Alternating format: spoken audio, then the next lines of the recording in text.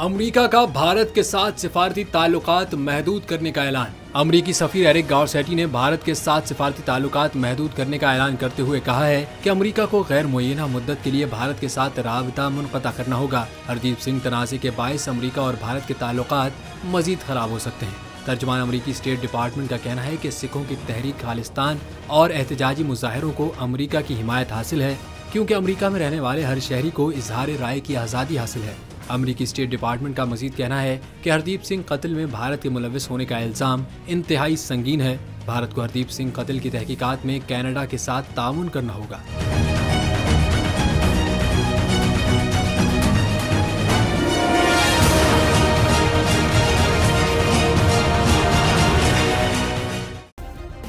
Subscribe करें और bell दबाएं ताकि कोई खबर रह न जाए।